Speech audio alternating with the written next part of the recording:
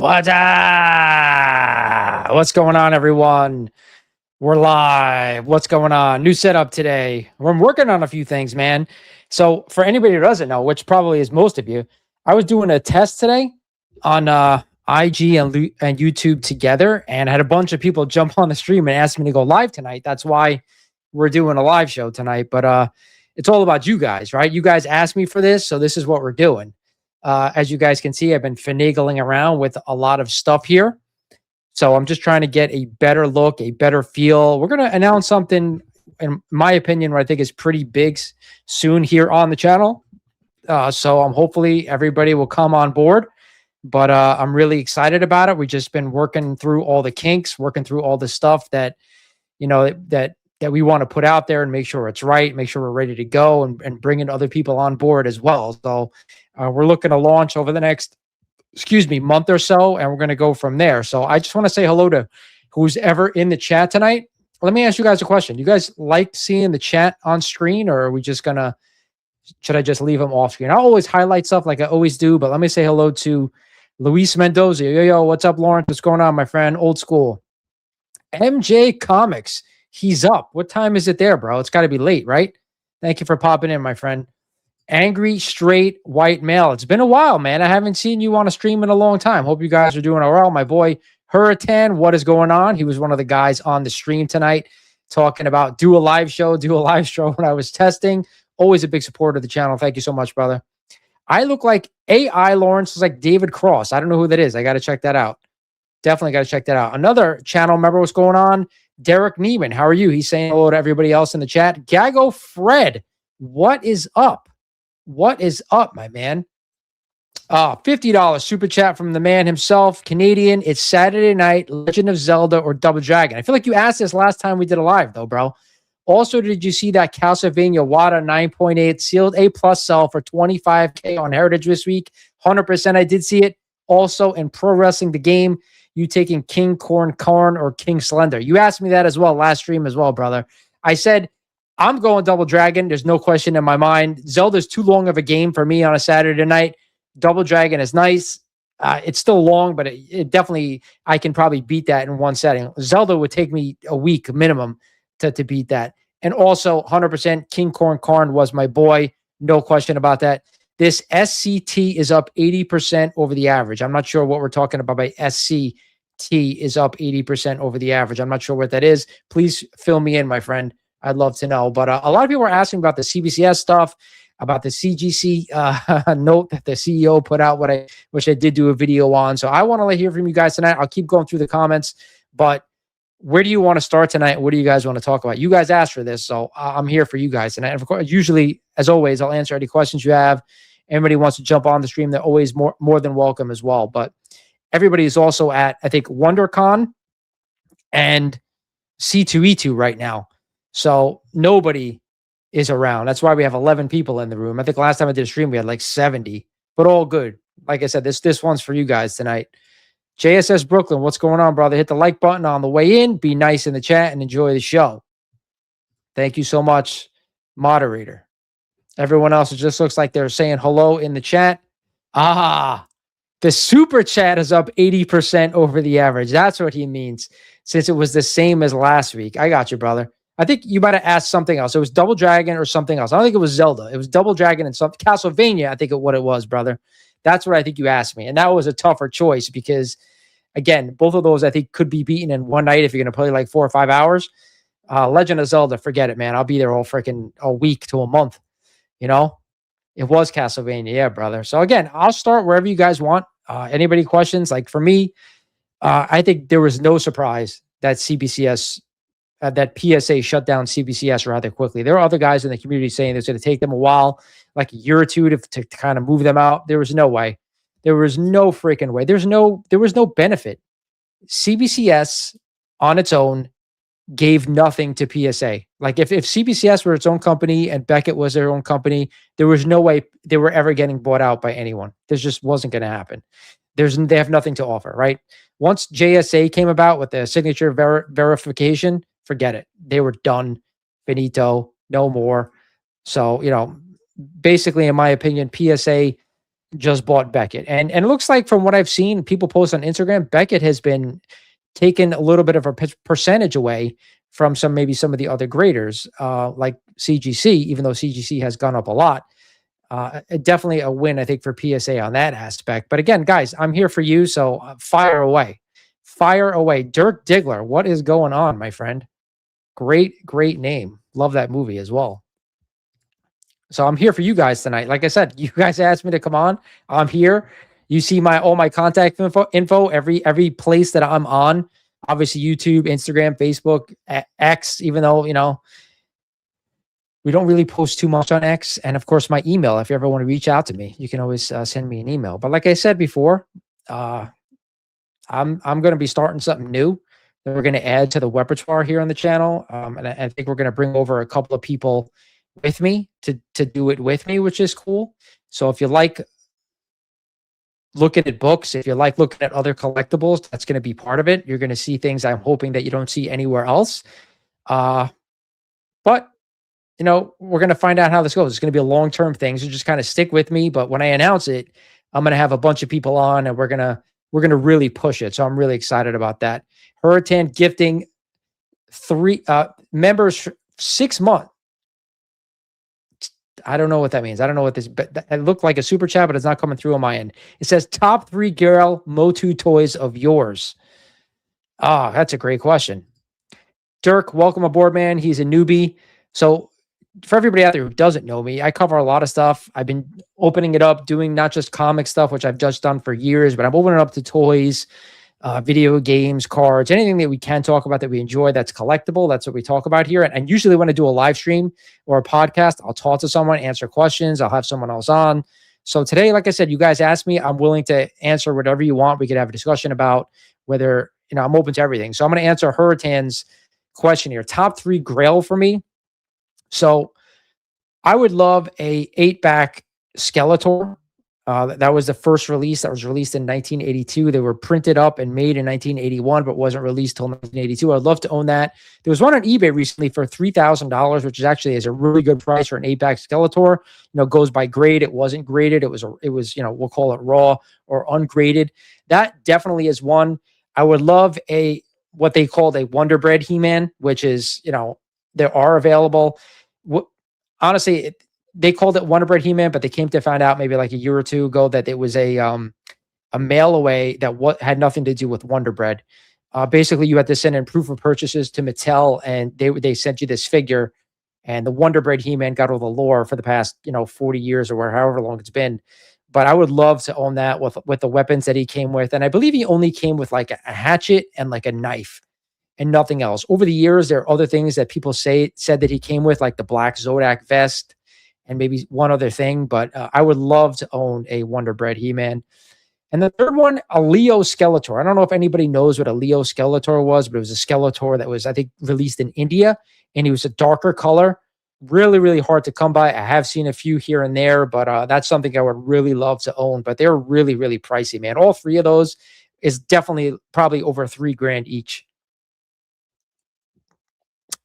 If pieces that I own, if that's what you meant, I have an 8-back He-Man Mexican card.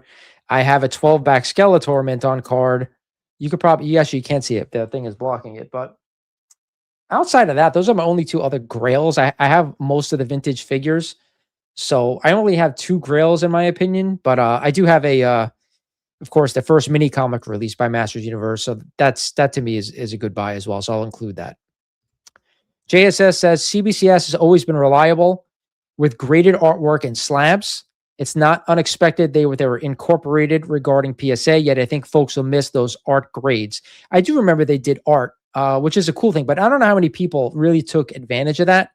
I think a lot of art collectors believe that it shouldn't be graded, in my opinion, but I'm just going by what I've seen so far. I'm not sure why an art piece needs to be graded anyway. If we're talking about art on a comic, for me personally, I just think it's really cool. I think a lot of people like those yellow labels for the JSA and the art. I think a lot of people really enjoy that. But if it's just art and it's just like a blank cover, I'm not too sure a lot of people like getting those graded. But maybe I'm wrong. You guys tell me. Oh, Dirk's into statues and toys. I do have a couple of statues. You could probably see that Hulk behind me. I have a Batman. You could probably see. I always get confused. It's it's this way. That's it. You can see my Batman. I have a Venom, a Superman there as well, and I have a Heath Ledger Joker. I would want to get the new Sideshow Skeletor, man. If you're a Masters Universe fan, that thing is awesome. But I don't have $600 to kind of throw around right now. I'd have to sell something, which still maybe in my future. We'll see. It's still a pre-order, so. So yeah, you have a lot of vintage Star Wars and a few sideshow collectibles as well. I have some statues, some sideshows. Well, I do enjoy them because you can get a large scale statue like 1/4 scale, 1/6 scale, even 1/8 scale for like $600 sometimes, which I think is a really good deal for what you're getting. So I like sideshow out of all the statue uh, makers.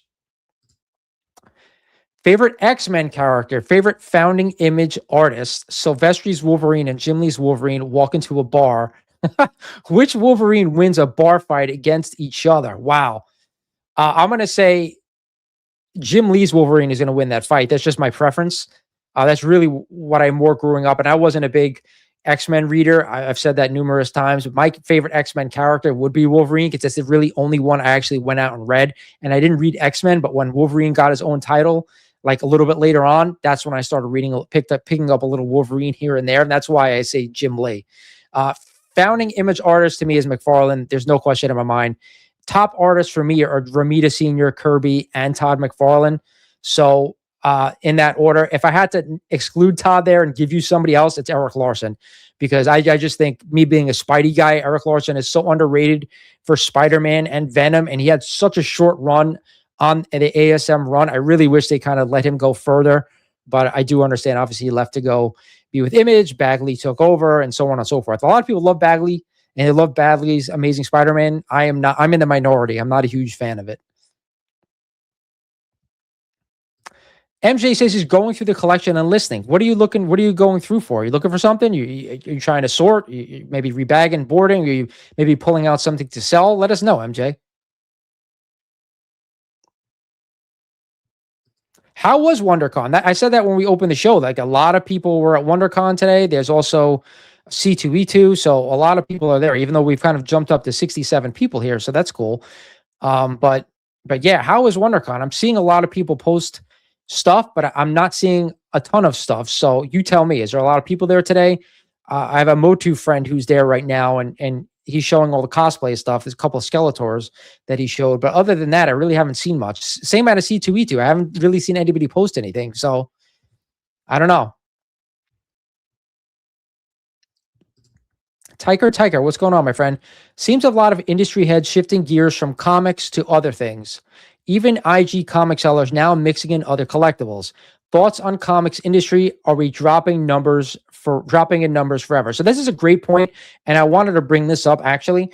So I don't know if anybody saw this, that Torpedo is no longer stocking new comic books, and I thought that was a huge thing. I know, they're mainly focused on vintage stuff, but that was a real big surprise to me, considering they are a big comic book store in Vegas. They've been around a really long time. They're, obviously we know who owns the store, and Steve obviously does a lot of stuff, for public relations on IG, YouTube, at shows, stuff like that. So I was really shocked to see that. And it made me question what is actually really going on in the market right now, because everybody's talking about how great, new comic books are, right? Everybody's talking about the Absolute Universe, but outside of that, are all other comics doing well? Because we're having a big store saying right now that they're no longer stocking new comics. So I really love to hear everybody's opinion on this.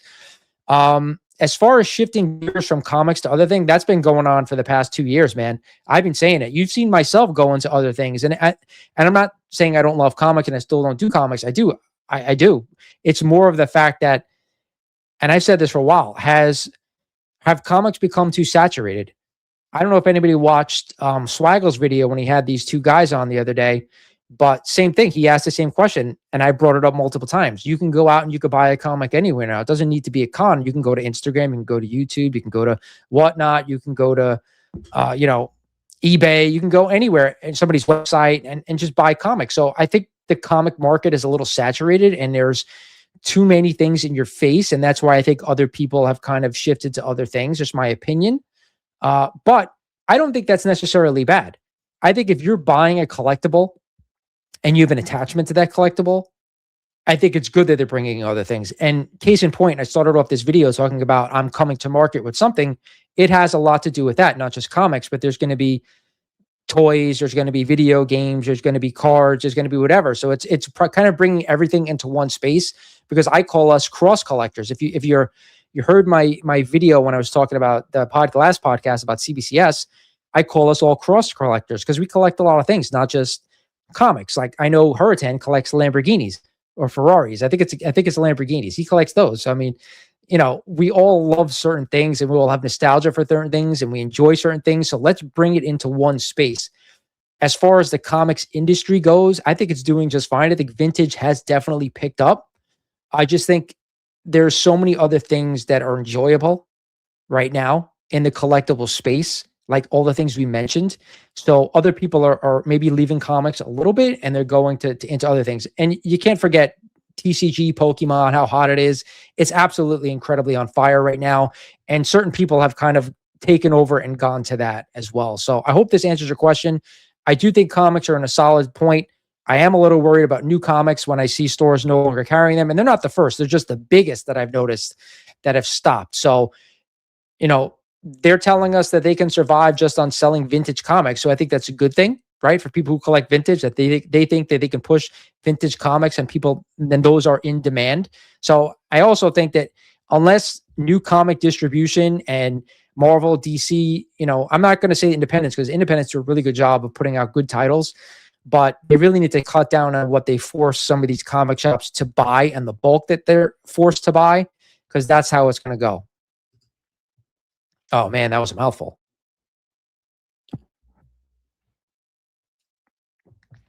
This is a great question. Gago Fred. So he's thinking of picking up a couple of Kenner's Superpowers figures. The vintage. I'm assuming you mean the vintage ones, right? Not the McFarlanes. Kenner. Do you have a favorite from that line? So I've collected the line when I was a kid, man. That was one of my favorite lines, along with Secret Wars and Marvel. As far as superpowers, to me, I was a huge Batman fan growing up. So I had the Batman, I had the Robin. Those are my favorites.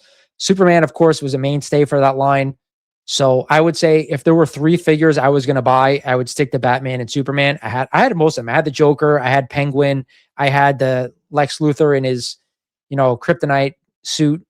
So I had a lot of those. I didn't have some of the more like the ones sought after ones now, like the Brainiacs and stuff like that. Those are more expensive, but they're still rather affordable if you're looking at to buy carded toys.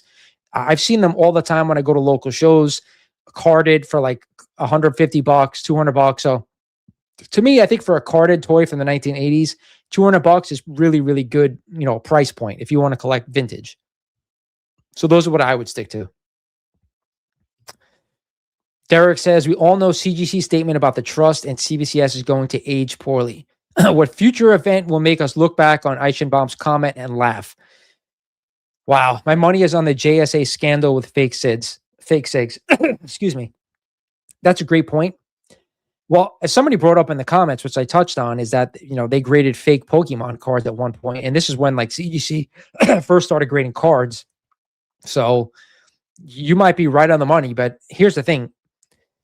How are we going to prove that they're fake unless an artist comes out and says that's not my signature, or like a celebrity or something like that? It would be really hard to kind of prove that. But I agree, that's a really good one to see, to think that's going to take the industry down. But again, we've seen books get swapped out of holders and they're still going strong. So I don't know, man. I really don't know if anything's going to take them down. The only thing that I think can take CGC down at this point is if people stop submitting books, and 2, if PSA really, really gets in favor with collectors. What is PSA going to give to CGC that's going to flip them, CGC folks, over to the PSA side? Somebody's got to give something, because if they just go neck and neck with the same pricing, the same, grading, the same whatever, the same stagnant stuff that we're getting, nothing's going to change. I don't care what CGC does.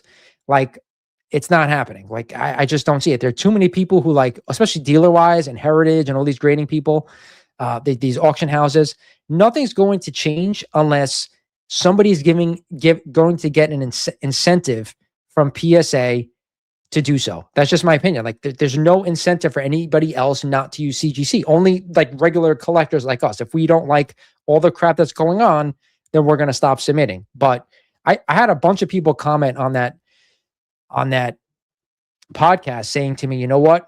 I'm not using them anymore. I haven't submitted books in 7 months or 8 months or a year, but I don't know. They don't release numbers on what they're actually grading, right?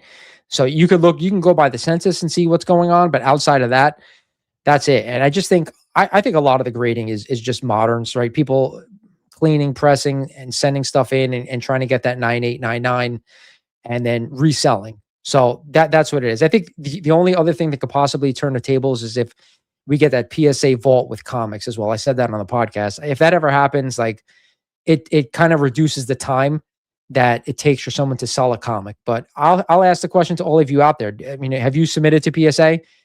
Do you like their labels? That's what the biggest beef is. PSA should just could have came out with a black label. I think that would have looked so much better than the red on a comic. I think the black label for a PSA slab would look really, really good. I just think it would. It would look really cool. And maybe like a gray faded white in between that, the black border. I think that would look really sharp. John B., what is going on, my friend? Glad to see you here. Appreciate it. Dirk says, I don't mess with Hot Toys, even though they're owned by Sideshow. I just think the Hot Toys quality is not that great compared to Sideshow, but you would pay for quality with Sideshow. I agree with you. I'm not a huge fan of Hot Toys. What I am a fan of is Mondo. Mondo, if you like some of their stuff, I love their stuff. Like, it's like they're giant figures as well, some of the stuff. And I forget, it's like, I don't even think it's 1/12. I think it's more than that. I think it's 1/6 scale is what I think they are figures. And I think they're way better than Hot Toys, way better. So if you have a certain character you want to get, check out Mondo because I think is better quality. Appreciate that, JSS. He says, hit that like button for me, guys. I did not catch that from Cover Price, and I follow them, so I'm not too sure why I didn't get that notification. But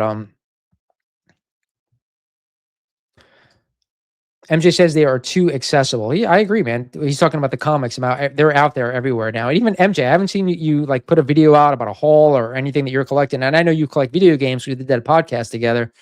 So I just think people, like I said, when you're bombarded with stuff, it's kind of hard to go out and buy it when you know you can buy it anywhere, right? If there's a book you're looking for, chances are you're going to find it. Unless you're really picky about a grade or how a book looks, you can find it anywhere right now.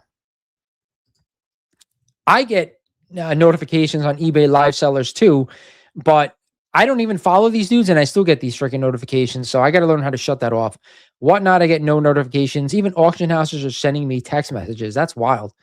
I'll occasionally go on Whatnot, but it's not really for comics. It's more for like toys. If I can find like vintage toys that I'm looking for, like Transformers, or if I'm still looking for a Scareglow complete Master Universe, but that's really it for Whatnot. I don't really mess around too much because comics wise, there's just not much that I'm looking for right now, especially on Whatnot. You're going to find a lot of low dollar books. So Gaggo Fred says, definitely going vintage, looking for Batman, Robin, the Batmobile, and most likely Superman. He's talking about the Kenner toys. So 100% Batman or Robin. I think they're out there. And from my opinion, I'm going Batman right away. So it's just, to me, that was always the best figure. And then Superman is like 1A. The Batmobile is a tougher get. I think somebody I know who had that, Victor Pelucci, I think on Instagram, had the Batmobile and he was selling it. So I don't know if he sold it or not, but I'll check. And if follow him, Victor Pelucci on Instagram, he's a good friend of the channel. He might have one for you. Derek says, I think PSA Vault relationship with eBay will be a game changer once it opens to comics. Yeah. My thing, obviously, with cards is that their turnaround time right now is insane. So if that turnaround time for comics gets the same way, then it won't help them, right? If it gets to be like, well, I got to wait 6 months for a turnaround time on a comic, you're not going to do that, even if it is going to go to the vault, because again, you could probably get a book back with CGC in a lot less time.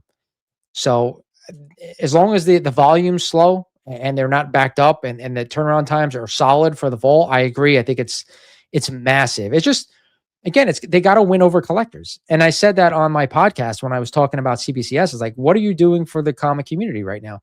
you're doing something for yourself. Obviously, you brought comics into your space. You know, your introductory pricing is also just about to go up, and it's going to expire. So what's that going to be? Is it going to be more than CGC now? Because I think they're on par with each other. So again, if you're going to raise prices, which they are, what's the incentive for collectors to send their books to you instead of CGC just because CGC screws up? I don't know if anybody caught this today, but MJ is going to jump on. So MJ, I'm going to send it to you on your Instagram. Give me a second. I'm going to send it to him. But I don't know if anybody saw this today, but one of the dudes from CGC put out a reel saying that he thinks the cases are great, no issues with the case. He was saying all this stuff. I'm like, dude, really? Do you know what's going on right now? So it just boggled my mind that he said that and was like it seemed like everything fell on deaf ears to him. So like, yeah, I think our cases are great. I think they're not easy to get into. I'm like, what? It was just mind boggling to me. So I don't know. I thought that was a little weird. Great question. Which booby books are less perky? Real life model covers or sexy new drawn covers? I would say the model books, the real life model covers. Like those drawn covers, man, they get me every time. I don't know if anybody follows. She used to be Melinda's Comics. I don't know what she is now. She's something else, man. Some of the stuff that he meant pervy. I got you, brother. Some of the stuff they're putting out is wild, man. I'm like, wow. And I don't collect that stuff, but I like to look at that stuff because I am a guy. And I do have a lot of testosterone. MJ, I sent you the link on IG, so hopefully you saw it. And hopefully you'll jump in. I see that you saw it. So MJ is going to join us a little bit, which is cool. I'm going to have to configure the stream a little bit, but that's cool. Derek says PSA turnaround time is currently stupid short, like 10 to 15 days. Wow. Because when I submitted my mini comic, dude, it took them 3 months. And granted, I did it within the first month that they opened, but still. And once they move CBCS graders over to PSA Comics, they can scale up more without negatively impacting turnaround time. But let me ask you, how many graders are they getting? Are they getting everybody? Because what I was told, and I heard this on somebody else's stream, was that they're not taking everybody. It's basically just they're taking who they're taking type of thing. So if it's only 10 to 15 days, and this is what tier? Is it like the main tier? And what I call the main tier is the tier that's like, you know, up to $1,000, right? And everybody's now is like over 1,000, it's like 4%. So I'm talking about the main tier. Is that 10 to 15 days as well?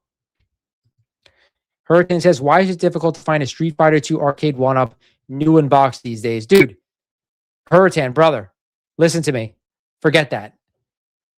Don't get an arcade one-up. There's a Street Fighter 2 Alpha coming out from Iconic Arcade. It is by far superior. Okay.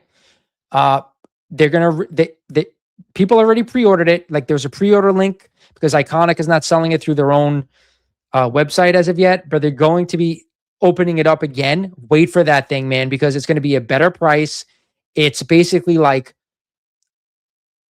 1/10 scale, I think, to like a real arcade. And it's got all the Street Fighters on it, and it's going to have 5 other games. I don't remember the 5 other games are games that I never really played, but when I tell you, to me, it looks like a superior cabinet because it's a larger scale cabinet. The joysticks look to be better. Again, I haven't seen this in hand. I'm going from reviews that I saw, so I would say hold off until if you run a Street Fighter 2 arcade, that's what I would do right now. John D is the owner of that company. I've actually reached out to them to see if they were interested in kind of doing something together because from what I saw, that it really looks like a really nice product. Thoughts on NES auction prices this week on Heritage? I only saw a few. There was a tape, a prototype punch out that was there, a cartridge that was there, and I was watching it, and I was like, it blew right past what I was looking to spend on a cartridge, but it was wild. That's the only couple that I saw. I didn't check out many more after that because I can't afford to spend like crazy amount of money on stuff like that right now. But I'm still looking to find the complete in box NES games for cheap. But sealed stuff, I can't do it, brother. Even graded stuff, I'm kind of like staying away from. I just think for me right now, it's just a little bit too expensive. But that punch out one was wild because I've never seen one of those before. And you guys know I'm a big punch out fan, so So Derek said baseline modern tier. It wasn't a fast track. So that's the thing. I'm like, I'm not a modern guy, and I understand what he's saying, because the modern tier is, I think, what a lot of people are trying to make money on when they're sending in moderns and pressing and trying to get that 9.8 or even 10 in this instance, especially with PSA. And that's where another thing that, like, if they start getting a lot more modern submissions and there are 10s coming out, I think that will help them as well. I talked about in that podcast that, like, CBCS did themselves no favors by being really harsh on those 9.8, 9.6 books, to the point where, like, you're not helping yourself out by just giving everybody a 9.6 when they're looking for a 9.8. So I think PSA did a really smart job by sticking 9.8 and skipping 9.9 and going straight to 10. So if that's something that comes to fruition, I think that's a good thing for them as well. Phil Ailing, what's going on? MJ says he's having a little bit of technical difficulty, so no issue, brother. Angry Straight, it's like, hypothetically, you're single. Like, I'm not, so he's like, have your pick of these 3 comic women.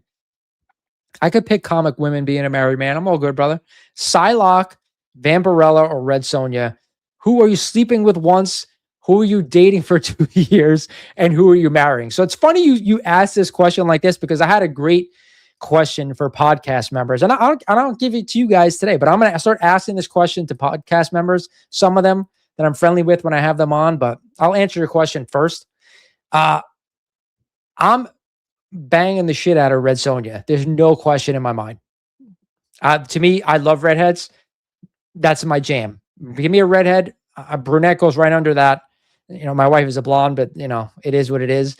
But Red Sonja, now, you're saying once, so you're killing me there, brother. I'm going marrying Red Sonja. If I have the redhead for my whole life, I'm taking Red Sonja. I'm okay with that. Banging once, I'm probably doing Vampirella, because I feel like she'd be a good time. And then Psylocke, I'll date for 2 years. I think I nailed that, right? I think I nailed that. But I want to hear from everybody out there. But I'm going to ask the chat. Golden Girls, my favorite freaking TV show when I was growing up. One of my favorite, I love that show. I have tremendous memories of watching that show with my grandmother as a kid. I'm going to pose the question to you, and I'll give you all 4 of them. Who you banging with once, who you dating for 2 years, and who you marrying. Go.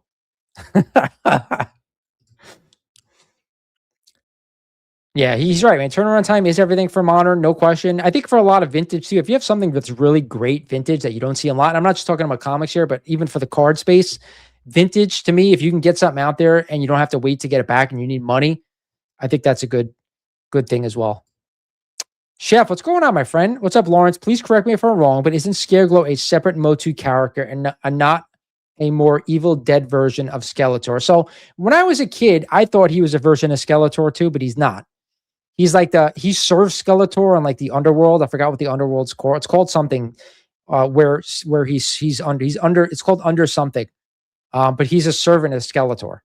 So it's not a separate like universe. It's called Under something. I forgot what it is. I can probably Google it, but I'm not going to do it. Somebody wants to Google it, they can. But I had the figure as a kid, one of the few late line figures that I did have. So I would like to collect that. But he is the most expensive, like, non-foreign Masters of the Universe figure out there, complete. He's like 300 something bucks, which is insane. I just can't do it. The Immortal Biggie Mac. I don't know who this is. New York Slice or Chicago Deep Dish. I live outside of New Jersey, so I worked in New York my whole entire career, so it's New York. There's no question to me. I like Sicilian pizza. I'm Italian, so I'm one of the few people who like Sicilian. But I read regular pizza as well. I make pizza at home as well. So there's also, if you're Italian out there, and you have maybe a grandmother or you grew up Italian, there's something called pizza guinin, which is like almost like a deep dish pizza, but it's more of a homemade style with like very, very little sauce, or maybe there's just tomatoes, which I grew up on eating as well. So again, I'm definitely in New York over Chicago. There's no question. Yeah, I think you got to go one night stand with Vampirella, bro. I mean, just look at her. And I'm just a redhead guy, and Red Sonja is just a smoke show. There you go. Sticky Goose, bro. Why did you hide all your videos? So let me ask you this. Did he hide them all, or did he delete them all? It's funny because I sent him a message like months and months ago, just whatever, Never answered me. So I figured something was up. So, it's sad that he's gone, but I get it, man. Privacy is also, a good thing, especially with a lot of his life got exposed. He's got young children as well now. I know he's got a newborn as well. So let him get everything straightened out. Maybe he comes back and does something else. OHAM, what's going on, my friend? How are you? Immortal Biggie Mac is Daniel's son, Sticky Goose. Is it? I thought it might be the other person because there was somebody else on my last stream that was Immortal Biggie Mac, and then there was a Immortal something, Biggie something, and it wasn't obviously Biggie Shaq, but it was somebody else. I thought it was somebody else because they had multiple names, so I don't know who that is. So all good. See, this is Immortal Biggie Chic. That was my whole. He was the person that was on, so I wasn't sure who was who here. So you don't find that odd that we have an Immortal Biggie Chic and then we have an Immortal Biggie Mac on the same stream? I don't know if that's the same person. Maybe they have two accounts that they're messaging from. I don't know. Hurricane, what's going on, my friend? Again, you are so generous, man. I love you, brother. I got an Avengers 1 5.0 coming next week. Congratulations, man. This dude's got one of the best collections I've ever seen, especially Silver Age stuff. If you guys aren't following him on IG, man, he's got some crazy good stuff. Shout out to you, brother. Maybe one day you can come on the channel and show us all your shit. I think people would like that. I don't know what happened to MJ, man. He's having a rough time here today. But all good. All good. So again, we're here for any other topics, guys. Again, I got nothing going on. I wasn't planning on doing it until people in the chat today said do a live. So I'm here. I'm missing a bunch of people who said they were going to be here. Maybe they are. Maybe they just are not commenting. I don't know, but it is what it is. So I'll ask you guys this. Nobody answered of the Golden Girls my question, by the way. Nobody in the chat. Come on. But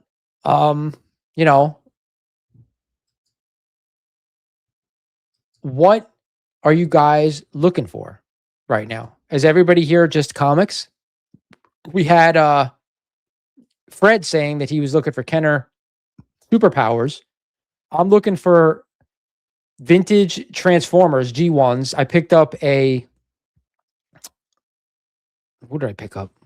I picked up a Brawn and I think Ironside from Paul over at Brixco Comics. He had them. I didn't even know he had toys.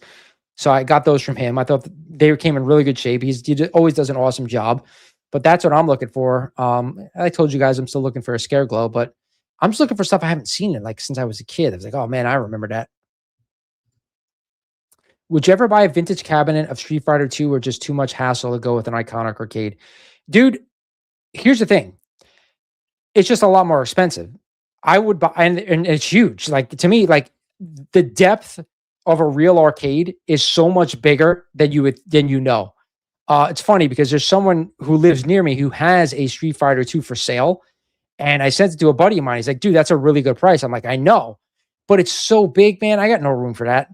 It's way too much space. So for me, for $700-800, if I can get a good quality machine that gives me the same experience, I'm all for it. And Google iconic arcade Street Fighter 2, and you'll see the gameplay. You'll see the sticks. You'll see the person playing. It looks like high quality, man. They actually also have a Double Dragon coming out. They showed a picture of it, but it hasn't been fully announced. So I am waiting for that. It looks awesome for like a 1/10 scale arcade. That's something I really will be interested in once they really announce it. I agree with you. If you're going to buy an arcade, you want that OG look and feel. And that's why I like Iconic, because what they've showed so far, and it's still we've had minimal information, but they have two versions of the Street Fighter 2 that are coming out. So you have two choices what you want to use. I think one Street Fighter 2 Alpha, the artwork, and the other one just the basic, I forgot what it's called, but it's got the yellow lose my mind, the yellow piping and the purple and that's a Street Fighter that I grew up with. I didn't grow up with a Big Blue. I grew up with that version of Street Fighter. It looks really, really good, man. Just Google it. You'll see it. It's really cool. So I'm looking into that when they release the Double Dragon. I only have space for one more machine. So I can't get the Street Fighter, but if you're a big Street Fighter fan, that's what I would go with if you don't want an OG. I've owned a vintage Punch Out before, my friend, so I know how big they are. So if I'm gonna buy another real one, it's gonna be Punch Out. There you go. Angry Straight White Male says he's gonna have one night stand with Sophia. Oh, you're better. You're a better man than me. Date Rose for 2 years and marry Blanche. I think that's solid. There were 4 of them. I mean, you stayed away from Dorothy there, so I get you. She's probably the one that I have like the most in common with. Incredible wit. She's my favorite by far. I'm gonna say I'm probably gonna do the same thing as you, man, because you're gonna marry Blanche because she's the nympho. You're gonna date Rose for 2 years because I don't think over a lifetime that I could listen to her nonsense and deal with that. And one night stand with Sophia. I agree with you, brother. I think I'm with you. MJ says he's updating his MacBook. All right, brother. No prayer. I'm not going anywhere yet. We're here. You're the only one with the balls to answer that, angry shirt white male. Derek Neiman says it seems like Absolute Batman has breathed life back into retailer exclusives. Do you think they're here to stay for a while, or are people already burned out? All exclusives, not just Absolute Batmans. You know, I think it more has to do with the artist at this point, right? I think Absolute Batman is its own thing. Yeah, I think you're right. I think that people are just crazy for that, even though you're starting to see prices come down on the 9.8, the A cover. But what I will say is this, is that when I did my top 10 this week, if you go and look at the rest of the runners up list outside of the 10 books or 11 books that I cover, dude, there was like a ton of Absolute Batman exclusives on that list. So, and there was also a lot of Gary V stuff, the V friend shit. So people are still buying. I mean, if you guys want me to start covering that stuff, I will. It's just I don't think a lot of people watch my top tens. They want to hear about moderns a lot. So, but yeah, they're being sold. So I don't think it's here to stay. No, I think right now the exclusive market is just like really hot, overheating. But it's also con season as well, right? Con season just started. So I think by the time we get to like October, you'll see it calm down a little bit, like when the New York Comic Con hits. But again, that goes to say, what other great books and great titles are going to come out, right? Have there been great titles? I think there's been great art, but not great titles outside of Absolute Batman, from Absolute series, I should say, not just Batman. So we'll see. I think it's more about the artist right now than anything. So what's going on? Still owing 35 cents. How you doing, brother? Glad to see you, man. Hope you're doing well. Speaking of cons, what ones are you planning this year? And MJ might come on if you're interested in coming on. You're more than welcome to. I'll send you the link if you're interested. That's a great question. I went to King Con already. That's always to me one of the funnest shows for me in my area because I get to see people that I know from my area, and then I start meeting other people who start to travel from further out, which is also cool. For me personally, I've been hitting up more toy shows than I have comic conventions. Obviously, I think New York Comic Con I'm going to go to. Outside of that, I'm still on the fence if I'm going to go to Terrificon this year. I did not go last year, but went the 2 prior years. So Terrificon's a really great show. It's in Connecticut, Mohegan Sun. My only issue is, for the most part, there is some other stuff there besides comics, but it's not like toys or cards, or it's more like there's artists, which is cool. That's a good part of it. But there's a lot of riffraff stuff. It's almost like a smaller version of New York Comic Con. So when I go to New York Comic Con, I'm just looking at the comics and I'm looking at some of the dealers, like, and some of the toy dealers and stuff you're not going to see. But outside of that, the rest of it is like real riffraff, like real stuff, like mumbo jumbo that like a lot of people are buying, at least not me, like comic collectors, stuff like that. So like outside of those 3 and one I've already been to, and some of the toy shows, that's probably it. Like I'm not going to go to the big one. It's just too far for me to drive there, and I'm not going to take a flight if I'm not really going to buy a lot of comics. What am I talking about? The one in Carolina. I'm losing my mind tonight. And lately, what is it called? The big show. You guys know what I'm talking about. Baltimore, I've never been to. I probably won't go to that either. Good question, Lawrence. Only one season of Daredevil on Disney so far, but to this date, is Netflix Daredevil better than Disney Daredevil? Do you think your opinion will change or stay the same after season 2? I actually watched the first episode of season 2 the other day. People said they didn't like it. I thought it was good. So Daredevil on Netflix was a lot darker, and it was a lot more, I think, focused for comic book fans who kind of know a little bit about the character, even though I think other non-collectors watched it as well, but you didn't get that Daredevil costume to like season 2 or like that last episode or like, and you only saw a flash of it. So I think it was a lot more dark and I did enjoy that, but I am enjoying the Disney Plus series. What I do like about the Disney Plus series is that we're seeing his costume. We're seeing all these same characters in the space. I didn't like them killing Foggy right off the bat in season 1. And I apologize if I'm spoiling it for anybody, but it's been a year already. So, but outside of that, and if you haven't watched the first episode of season 1, I don't want to spoil that for you, but there is something in there that I like. And there's a surprise at the end from the first episode. So that's really cool. So I think it's been great. The Punisher series on Netflix to me was by far my favorite. I'm a Punisher guy, and I thought that series was awesome. Awesome with Jigsaw coming in. It was just really, really fantastic. So I'm looking forward to the Punisher, the one shot that they're doing on Disney Plus. I'm hoping it's as dark as that was. I don't think it will be, but I'm looking forward to that. But I can go with either one. I loved both, so I'm good with either. Collecting history. What is going on, my friend? How are you? Heroes. That's it, brother. I'm losing it, man. Heroes Con. And everybody who's anybody has told me to go to Heroes Con. That is the best comic show in the country.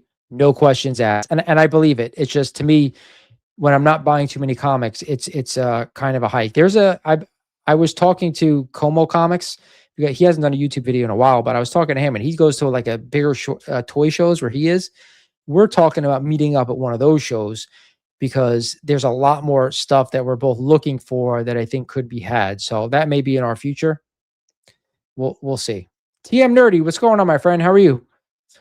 Thanks for joining the chat. And again, I've posed a question. I'm waiting for MJ as he's updating his computer, but it'll be 12 o'clock here before he's done. But if anybody wants to join on, they're more than welcome to have convo with us as well. I'll send you the link. In fact, you know what? I could post it in the chat. I usually do that. For some reason tonight, I did not.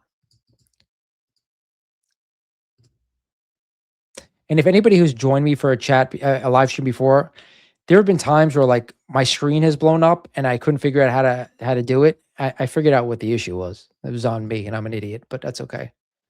All good. Am I doing a pastrami or a gabagool? So I'm in neither, my friend. I'm Italian, but I don't mess around with either one of those. Deli meats are not good for you, from what I hear. Growing up, I'm a ham and Swiss with spicy mustard, and I'm also a turkey provolone with mayo. I'm also a roast beef with mayo as well. So hit me up if anybody else agrees with me on those. I don't think that he meant to stop doing videos. He's just been busy. I enjoyed his content too, man. It's one of the, whenever I talk to him, I tell him he's got the best voice to do YouTube, radio.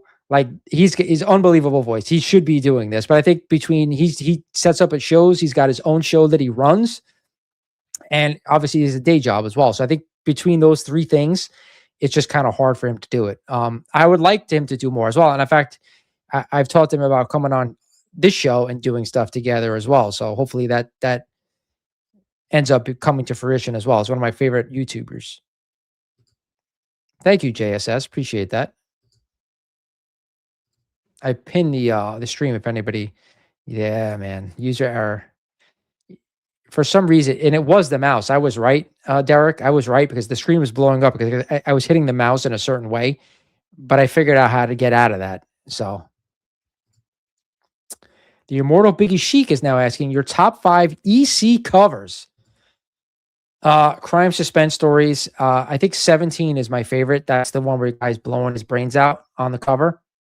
And I don't know the issue, but the guy hanging himself, is it 18? Or am I reversing the two? Or is it 15? I don't know. The guy where he's not hanging himself, but he's being hung. That to me is another one. Those two are definitely in my top five. Uh, Outside of that, obviously, um, with the carrying the wife's head. Crime Suspense Stories 22. That's another one which I always reference about my wife. Looks just like her on a cover, by the way. That head is her. That's why I always say it. She looks just like that, blonde. So, another two. Wow, it's a tough question because I'm just going through all of them in my mind, but it's tough to me to pick out a couple other ones off the top of my head. There's a lot that I love. EC to me has had the best comic book covers there ever has been. But I like the Tales of the Crypt covers, and only because I was, I have a fondness for that name. So I grew up watching the show and all the other stuff. But if I think of any others off the top of my head, I will. But those are the three to me that really stand out. Yeah, 18. So 17 to me is my all-time favorite. Like, that's just, it's just, I don't know. I don't know what it is about that cover. They're so similar, 17 and 18. It's just, I've always loved it. Immortal Biggie Chic, what's your top 5 Sticky Goose videos? We can open that up to the chat. Now, you don't have to just ask him. I always liked where he goes into the comic shops and goes through books and stuff. Obviously, the one he posted where he set up at the con, and I thought that was a good one as well. I think he got asked to leave. I think that was the video. That was a good one. There was a bunch of good ones. Derek says, when you think of the Punisher van, do you imagine something like an 04 Econoline or more like an 83 Chevy? I don't think 83 Chevy. I would say definitely Econoline is more, but I have no idea. When we're talking about cars, like old school cars like that, I have no idea. To me, I kind of picture the 18 van, except minus the red, right? Minus the red on the line going across the 18 van. If it was all black, everything tinted out, that's what I picture. I think the trailer we only got like that small glimpse of it in the trailer for Spider-Man, Brand New Day, but I think they did a good job. He's got to be like undercover. Like, he can't be rolling around with like Punisher logo on the side of it. To me, that's not going to work. I really dig the sci-fi EC stuff too. I got Weird Science number 16, The Attack from Mars. I got a copy from Univ. Yeah, man. I wasn't a huge fan of the Weird Science stuff. I think a lot of the sci-fi has always been a little underrated. A lot of collectors don't usually flock to that stuff when we go to like pre-code stuff. Like, they usually stick to the horror as opposed more to Weird Science and like those mystery books. You know what I mean? So that's what I'm seeing. But I dig the covers as well, man. There's a lot of great like alien stuff that I really enjoy, and you could still find those for cheap. I remember like 5 or 6 years ago, man, like I was buying EC books, and I had it's still on my Instagram. If you go like at the top of like the save reels, I had a short box full of that stuff, man, for cheap. Now they're probably worth a lot more, but I still think that you can get them for a good price. Cross Bronx, what's going on, my friend? With manga exploding, you ready to put some respect on its name? I have no problem with manga. I'm just not into it. Like, I have no problem with it. Obviously, CBCS put a lot of stock into that, and it didn't really help them out. But we'll see if PSA can capitalize, with their CBCS's manga stuff now. So when I said before that there was nothing for CBCS to offer, I forgot about the manga. So you're right. That's really the only thing. But why couldn't CBCS capitalize on it? That's my thing. If manga was that big and grading manga was that big, how come they couldn't capitalize on it? Is it their issue? We're going to find out, because I think once PSA kind of puts their label on that manga case that CBCS has, we're going to find out like really how big manga really is. I still think it's too specialized. It's not mainstream enough, right? I do think people are going for it, especially I think with Pokemon, all that stuff kind of helping out. It's kind of like really helping out right now. Anime as well. So, we're going to find out if PSA can monetize that. If they can, then I think manga could definitely keep going. It always has my respect. I just don't think it's mainstream. Immortal Biggie Max says, I enjoyed the Slippery Goose podcast with Lawrence. It was quite a surprise in his latest appearance. That's why I don't think this is sticky, bro. He's calling him Slippery Goose. So I don't think this is sticky, but I thought that was good. I broke that down into 2 episodes too. He was very you know, he was himself, which I thought was really good. It was a fun time. We got to talk about something that, you know, we had in common, and we talked about things that he enjoyed and things that I enjoyed. And then of course we talked about the things we didn't like about collecting in general. So it's a good behind the scenes, I thought. And I thought he was really good about it. Dude, Derek, I think that's a great idea, man. Retired short school bus painted in all black. I would love that. I just think it's too big. That to me is still too big because those small buses, dude, they're pretty big, man. I think he would get caught relatively easy driving around on that. I think it had to be like a bigger van. An Econo might be too big as well, though, man. It's got to be like an old school, like 80s, 90s van, like Seinfeld's van. Seinfeld's van. Remember that? Even that's too big with the ladder on the back. I think that's too big as well. You ever see those vans driving around where they have no windows on the back and you're wondering how that they see in the mirror behind them? That's what he needs, bro. And he can only have one window. And even that, the front, I think, should be all tinted out. I still talk to Lopez, man. He sold a lot of his books. He's doing all right. He's got another channel that's not related to comics that's doing pretty well from what I hear. Cross Bronx says, speaking of CBCS, do you think Beckett is going to survive? And the answer, in my opinion, is yes. I touched on this earlier in the stream tonight that Beckett has all of a sudden been picking up space. Like they've been picking up the amount of cards that they're grading again. So I have a feeling, I don't really know what PSA's intention was, that they just want to eliminate the, you know, the competition and really just put them under their wing. Are they going to take that Beckett case and that black label and kind of make it their own? I always said PSA would have a phenomenal, I like their cases for the cards. If they took that black label, I said it earlier, if they put that black label on a PSA case with a gold, I think that shit will look sharp. And then I would match the comics with it as well, man. I think instead of red, it's too bright. It's again, when you're looking at a comic book, I think it takes too much away from the art of the comic cover. That's just my opinion. Your eye goes to the red instead of going to the book, and that's what the issue is. The label itself is fine. It's just the color that really draws you away from the cover, and that's what CGC's label doesn't do because it's so muted. It's like that light powdery blue. It doesn't take away from the cover of the book, and that's what I think the real issue is. And that's why I think if they change that to black, like I said, with like that faded gray to white in the where the white part is, man, I'm going to see more people switching. No question in my mind. I'm 100% confident. They should be watching this stream and going off what I'm saying because I'm guaranteeing it. My favorite Sticky Goose video was the parody video he made for after the comic Tom bid, dressing up like Tom, and even his wife saying he trying to sell his comic book on your stream. That's my man. I mean, it was funny, like no question. Obviously that stream with Tom didn't go the way he wanted to, but I didn't even get the chance to watch it live. I was watching it. I watched it on the rewind, but you know, I'm going to give this dude a props when I say this. The guy was definitely creative. And that's what I think any type of art form like YouTube or whatever, you really have to be creative to like kind of stand out. And he definitely was.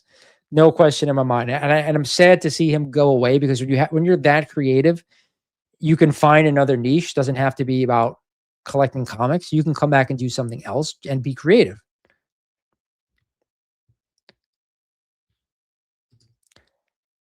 This is definitely not Sticky Goose. Neither one of them. Slippery Goose is more of a veggie burger kind of guys. I think it's this other guy that I blocked that can't watch my stream, but I could be wrong. I don't know. It was funny. Don't get me wrong, but it was, again, when you're creative, that's the kind of stuff you're going to get. So kudos to him.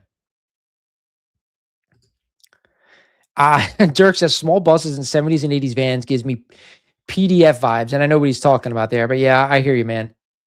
I hear you. That's what we were told to watch out for when we were kids. Like I'm in my late 40s. So like back in the 80s, like that's what everybody was told to look out for. It's Saturday night, Duck Hunt or Final Fantasy. This is what we're talking about. Oh man, I'm old school Nintendo, bro. I'm going Duck Hunt. The more simple the game, the more I want to play it. Especially now as an adult, like those simple games, like I was all over it. Duck Hunt, And that's what made the NES so great. Is like because a lot of the games were simple. They were so simple. That's why I enjoy them. Final Fantasy, again, a good game, but again, that's going to take you a long time. If I'm jumping on something, I'm jumping on something easy. And I actually have, you guys can't see it, and I'm not going to rotate the camera, but I have a Terminator 2 with a retro shooter in there. So I have all these shooting games on this thing with here. Right here. So I still play a lot of that stuff here now. So I enjoy it. But there's also like a ton of other shooting games on there that are lengthy as well. So, but I play those a lot as well. Moment of silence. All right, I'll give you 5 seconds. 5 belts full. Moment of silence for sticky use. Glasses up. Pouring out one for my homies. Dirk says, when I used to do drugs, there was a van parked in my neighborhood that I thought was a CIA van. Well, that's not good, brother. We don't want you to do drugs. It could be a CIA van. You ever watch The Wire? You never know. Derek liked that one with the laughing emojis. So yeah, I do have the tech. Hold on. Let me see if I could shift this over. Here he is. Right down to the right. Yeah, I didn't sell that. I'm not selling that shit. That's one of the books that will go down with me for like a really long time. That's probably the that and my AF-15 would be the last 2 books I sell unless I get in trouble for something and I need to get out. Yeah, I don't plan on selling that book. Oh, dude, this is a great question. Top 5 WWF wrestling action figures of all time. So I only collected the LJN line, and I recently the new line I'm collecting as well. But you can't see as well.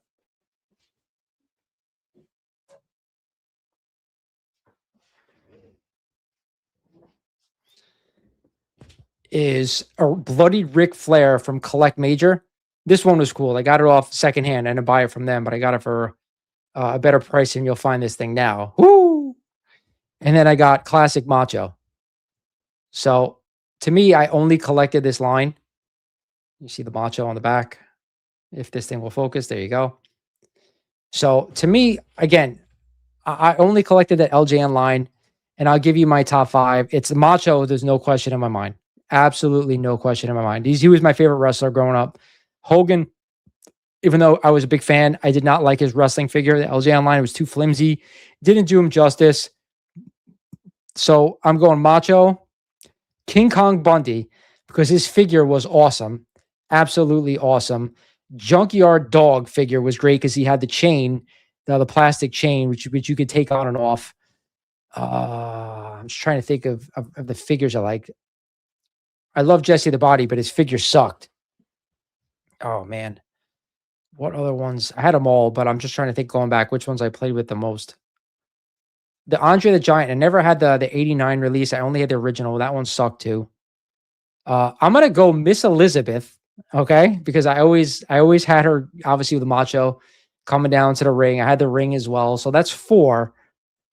If I had to pick another wrestler, who would it be? Oh, man, that's a tough question, dude. I'm trying to go back and remember all the ones I had. I'm going to say Mr. Wonderful, Paul Orndorff. I used to like that figure as well because I don't know if you ever remember watching, I'm moving the camera back to Saturday Night's Main Event when him and Hogan, steel cage, they touched at the same time. So, like, to me, I always remember that, and I always loved Orndorff because of that. He was such a great heel. Great question, brother. Great question. Oh, good, MJ. Whenever you're ready, brother. Angry Straight White Mo with another great one. Rank these Konami beat-em-up arcades. Simpsons, Turtles in Time, and X-Men. And why is X-Men 6-player cab the best one? I'm going number 1 at X-Men. There's no question in my mind. When that cabinet came out, dude, it was like anything anyone had ever seen. I remember playing it. There was a place right by my house. It was called, I'm trying to remember what the fucking name was, Sports something. They had like bumper cars. It was indoors, which is wild. Indoors, bumper cars. They had a bunch of like air hockey tables, but the rest of it was an arcade. And they had like a mini like roller coaster inside the place. It wasn't big at all, but a mini one. But when that game came out, brother, that shit, I was hooked. Everybody was hooked. And I wasn't a huge X-Men fan, but that game was just like, you grabbed everybody you knew and you went to the arcade and that's what you played. Turtles in Time would be number 2 for me. I was a big Turtle fan. The original to me would be before that, though. I will say that original Turtles to me was a better game. And then the Simpsons, I'm putting 3. I didn't play the Simpsons till later on, so it was like I wasn't a huge Simpsons fan growing up either. So maybe the first year or two I watched it and then kind of got out of it. So, but that X-Men cab was just it's just one of a kind. There is funny because there's a couple of the comic shop by me who actually has it. I've never seen him have it on when I've gone there, which sucks, but they actually have it. I'm gonna say a game that I don't know if anybody ever saw this game. The game is called Run and Gun. It was a basketball arcade game. We all know about NBA Jam, but there was a game called Run and Gun that to me was a superior game. I absolutely love playing that game with my buddies. Such a good basketball game, man. So if anybody knows what I'm talking about, drop it in the comments. And if you've heard of it, you've played it. I'm actually they have a smaller arcade by me that I haven't been to yet. I'm actually going to see if I can go in there and you pay like $10 or $20 and you're there. You can play as long as you want. I'm gonna actually go in there and bring my camera and see if the guy will come in and just let me film and play games all day.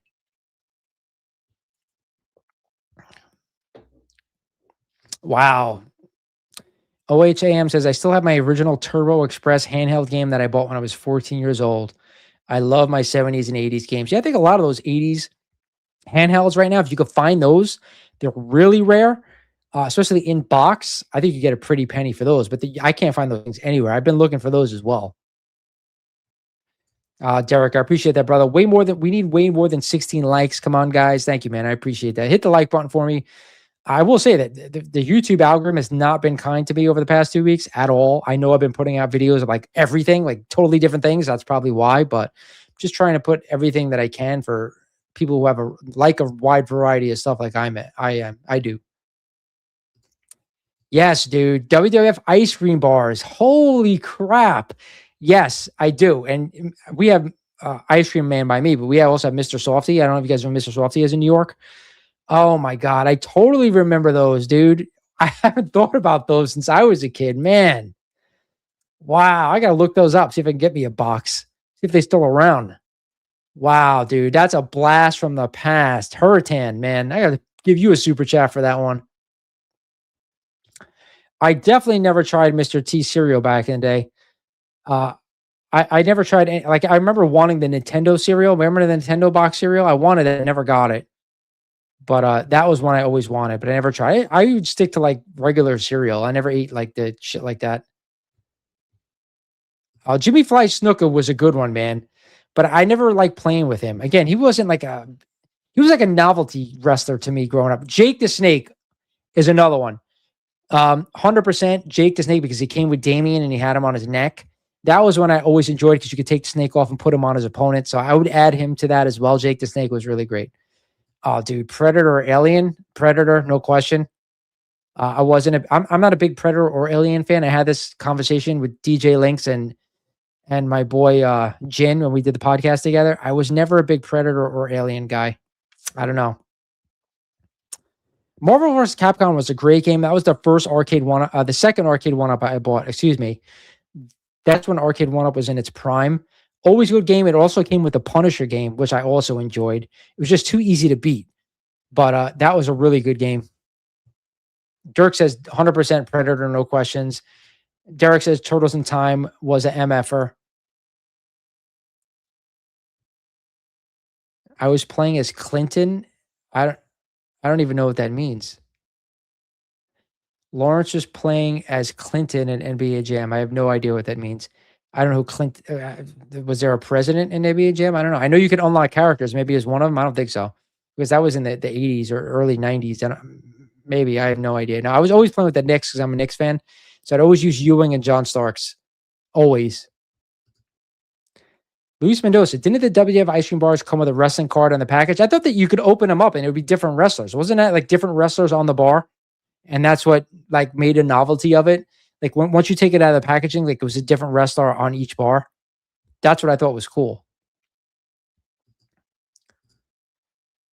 Angry Straight White Male says, I've beaten X-Men Arcade and Turtles in Time twice in the arcade. That's insane. You'd have to have been there all day. The second time I took it down was at Chuck E. Cheese. I never beat either one of those games. That I 100%. I've beaten the original Turtles, no question. I don't think I beat it in the arcade. I know I've watched somebody beat it in the arcade. That's for sure. I remember that to this day. Hurricane says, "Do you really think Transformers is a better theme song over Mask, Thundercats, or Motu?" No. Motu to me has the best fucking theme song in any cartoon of all time. But I'm a little biased, and Thundercats is right behind it. Absolutely right behind it. Transformers is a weak. It was a weak intro. It was very weak because it was just Transformers, they're more than meets the eye. It was very monotone as well. So to me, it wasn't a great intro. What Transformers did great was the visuals, like the cuts between scenes when you had the Decepticon or the Autobot thing, and I try to replicate that when I do my podcasts. And that was what really made it iconic. So the intro to me wasn't that great. Motu was the best, and Thundercats was right behind it. Mask, I wasn't a huge Mask fan, so I don't really remember that one. Oh, he said you could use Bill Clinton in NBA Jam. No, I never unlocked any of those guys. I just played straight. Angry Straight White Male says, "Not sure how big of a gamer you are, but Sony is raising the price of their systems. I saw that. PS Pro is going to be 900 with no disk drive. 80 extra for one. Does this impact you at all?" I already have a PS5 and I barely play it. But I heard the regular PS5 is going to be like $650 now, which is crazy. It's a $150 increase. But at this point, who doesn't have a PlayStation 5 yet that is still looking to buy one? It's been out for a couple of years already, right? So I don't know really who that impacts if you don't own the system yet. It's been out for a while now.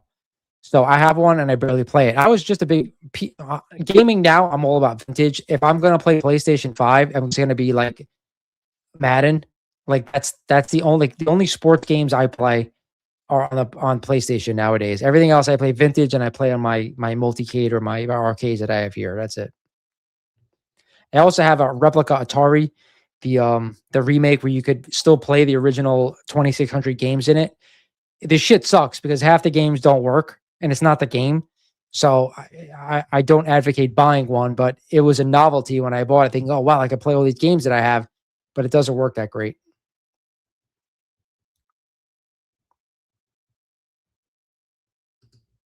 The Wonder Seeker Predator. What's going on, my friend? I always see you commenting on a lot of my videos and I appreciate it.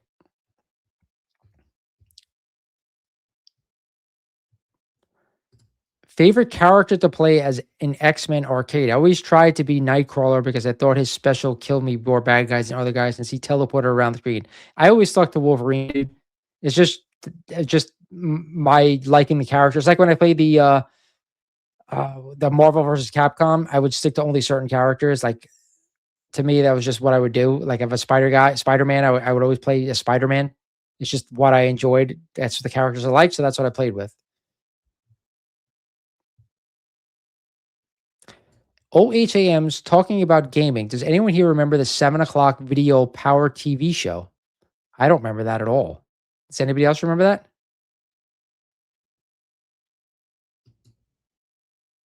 MJ, you're talking about PS5. It says 2021 it came out here. Really? I got it right when it came out. I was lucky to get it at Walmart.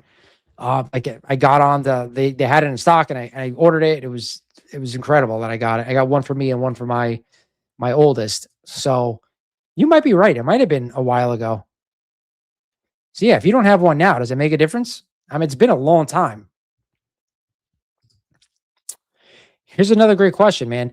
What grades would you recommend if someone's looking to get into graded NES? Want good value retention, but not go complete deep into it. Are you talking about sealed or are you talking about complete in box? Because sealed is a whole nother thing, brother. Honestly, the complete in box, I don't really think it matters. I have complete in box Metroid, Super Mario Brothers, and a Zelda. And I've been trying to sell my Metroid for right about what it's worth, and I haven't had any takers, bro. None. And it's a 7.0. So, and it's a blue label 7.0. So I think graded games are harder now. A lot of people, just what I'm seeing. I'm not I'm not an expert in graded games, but from what I'm seeing, people are more looking for non-graded because, and it's same for toys. I'll say the same thing about toys. All it does is raise the price tremendously. And do I really care about the grade or do I really care about the game and owning the game? For price, honestly, if you really want to spend money, if you can get a sealed game of something you really like, or something rare like that Wada freaking, and it was a PSA, it wasn't even a Wada, that punch out freaking prototype, that's something I would buy. It just went too expensive for me, but like that's, if it's something rare like that, I would go graded. If it's something relatively common and just a complete in box, I would just buy it ungraded. I graded these and I kind of regret it because I don't think it's worth it. Super Mario Brothers, maybe not, because I think a lot of people still really want that game. I was a Genesis kid, so if you ever check out the video I did with MJ, the podcast, we talked about a lot of, we talked, it was a video game podcast, but I said on that and MJ was a big SNES guy. I was more of a Genesis kid, but here's the thing. The NES, to me, I still say to this day, it was the best system ever.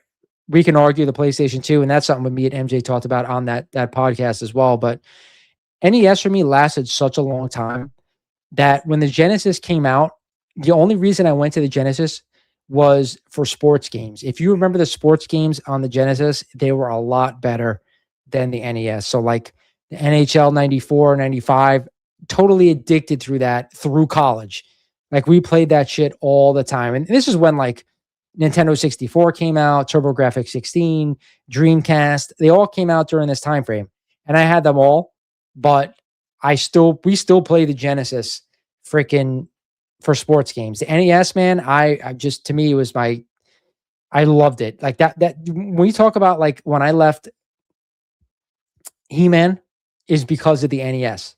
Like He-Man was my first love, and then NES came out and I was still involved in He-Man. And once like 86 time came frame, like a year later, I was just bam, NES all the way up, basically through the end of high school. And then I added a Genesis, and then it was just like playing sports games on that, but still playing the NES.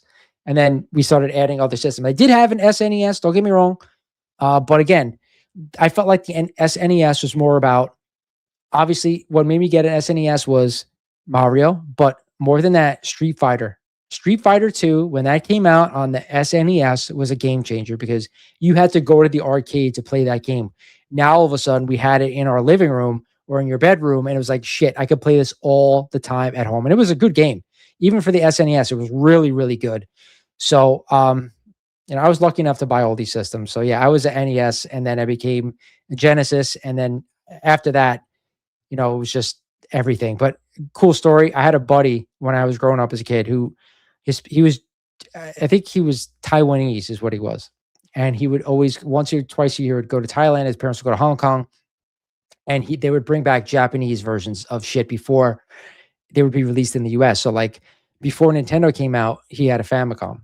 Before fucking TurboGrafx 16 came out, he had the Japanese version. I don't know whatever it was called, but I was playing like Bonk's Adventure and all these games before, like years before they came out in the United States. So like having him as a friend allowed me to play a lot of these games before they even came out in the United States, which was really, really awesome. But then I moved, and unfortunately, like for the first year after we moved, we talked, but after that, I haven't talked to this kid forever. So if you're out there, Simon Tam, that was his name, and you remember me, fucking jump on a fucking stream or fucking follow me on Instagram, man. I miss you.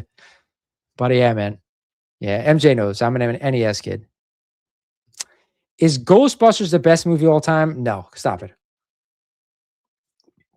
We could talk about movies, man, and it's a great movie, the original, but it's not to me, it's not the best movie of all time. We can open that up. Everybody in the stream right now, drop it in the comments. What would you think is the best movie of all time? Any genre, any comedy, it could be, drama, it could be whatever you want. What's the best movie of all time? To me, my favorite movie of all time is Young Frankenstein by Mel Brooks. I'm a big Mel Brooks fan. I grew up loving that movie. And I think that it went over a lot of people's heads as a child. For me, it did not.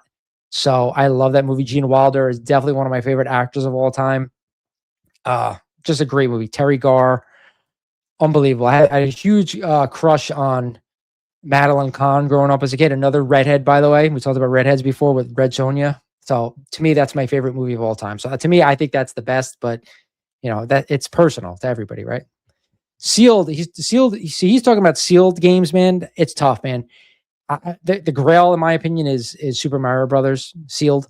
If you can find that sealed, I think that will always hold its value, but it's ridiculously expensive, bro. I also think Mike Tyson's Punch Out sealed. There was a 9.6 seal that is also, I think, was on Heritage, if my memory serves me. That's insane, bro. Like, I would love to own that, but it's just out of my league financially.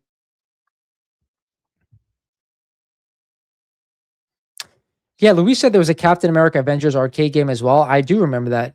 I think it was on the NES as well. Somebody correct me if I'm wrong. Yeah, November of 2020 is when the PS5 came out. So we're talking about 6 years later. So I don't think that's gonna.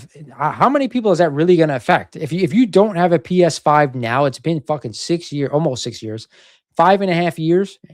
So I don't think anybody could complain at this point. But anybody who doesn't have one is probably not gonna buy one. I would think because they're gonna be coming out with a new one soon. I would think, right? Damn, it's been 5.5 years already. It feels like yesterday. All right, so here's a great game. Paperboy. That's one I said to me right now. If any arcade company, I've told Arcade One Up this when I saw them at Toy Fair, and I've actually said it to them through DMs as well. As if they made a Paperboy, if anybody makes a Paperboy with the driving, with the handlebars, that's one I'm buying no matter what. That's an automatic buy for me. Take my money. Yes. Was I good at it? I still play the game today. I play it on the arcade, but I also play it on the NES. So I'm decent at it. I'm not great, but I'm decent at it.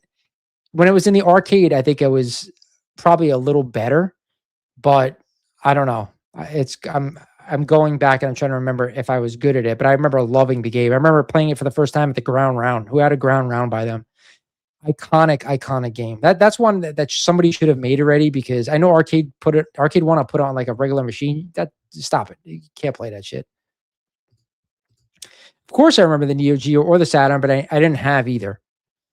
Those CD games before they took off with the PlayStation 1, they really weren't big. Neo Geo to this day was a more of a arcade than it was to me a home console. But that's just me. That's where I remember playing it. He's Angry Straight White Mouth says MJ and I went at it in his comments the other day, but we made up. He's a good dude. I enjoy the content. Seems genuinely good. Too bad he pushed Sticky Goose away. Just kidding, of course. What were you guys talking about that you went at it? And whose video did you go at it? In his video? I don't remember him putting out a video. Unless it was about, I forgot what he did. He did one recently that I watched, but it's been a while, I think, since he's putting anything out. The TurboGrafx 16 is still the best of the best, man. They had so many obscure games that I really enjoyed playing, man. They really did. It's a very underrated system. I don't think a lot of people gave it enough of a chance. Same with the Sega Dreamcast, and that didn't last long. But the Sega Dreamcast was just, to me, the system that like had so much power and had the most power that it was like that first console that had the power that it had, but nobody made games for it, man. Like Street Fighter 2 Alpha was on there. I remember the first NFL 2K was on there. That was a really good game. So those are the things that I was playing on that.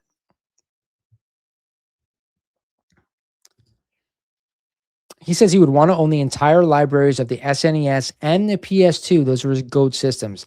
The SNES library is huge. Same with PlayStation 2. PlayStation 2 to me is like it's 1 and 1A from NES and PlayStation 2.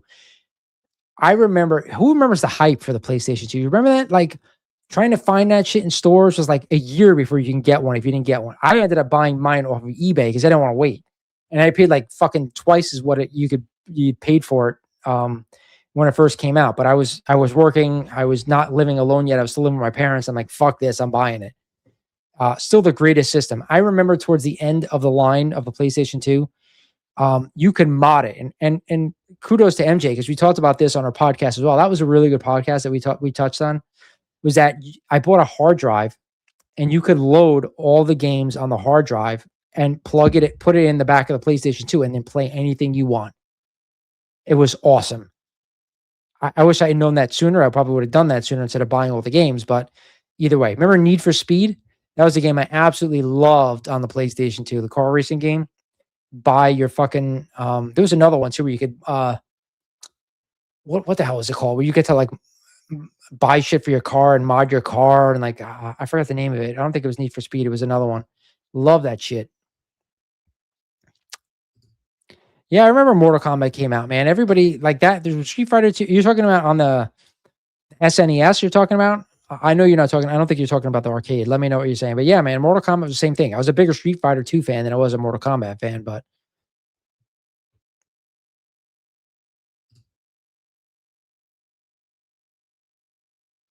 this is a good one. Be honest with this one, Lawrence. How many times did you call the paid helpline to get through Nintendo games? I don't think I called it once. And I said I didn't tell you why.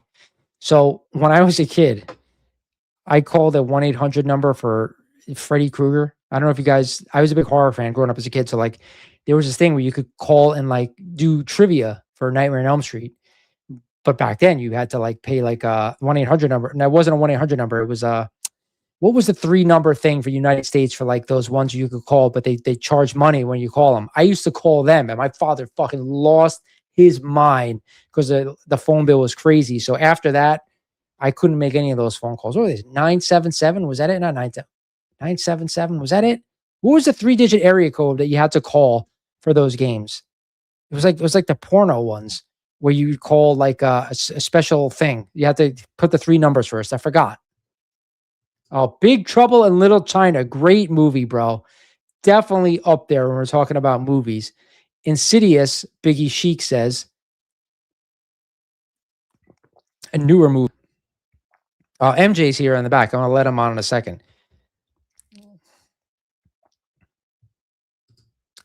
Contra 3, The Alien War, Super Metroid, A Link to the Past, Final Fantasy 3, she said 6 actually, Donkey Kong 1 and 2 were straight fire, Chrono Trigger, Zelda 2, Rush Hour, said was his thing. I'm going to let this boy in. All right, give me a second, MJ, because I reconfigure my thing because there we go. What's going on, my friend? You okay? You okay? I'm good. What time is it there? Well, actually, the clocks have actually just pushed forward an hour, so it's actually 2:30 in the morning now. Oh my God. I don't know how you're up, bro. That's all right. I had a nap earlier, so I'm good. I'm good. All right. How So I'm just going through the chat. I'm good, man. I'm good. I'm going through the chats. People are answering my best movie and best game. So we have a Rush Hour movie. While I'm reading through these, what is your favorite movie? Do you know what? I actually really like Interstellar now. I've rewatched that recently. I really like that. I love The Dark Knight. I love the movie Signs as well. You ever seen that? Oh, dude. When I saw that movie for the first time, I got so fucking freaked out.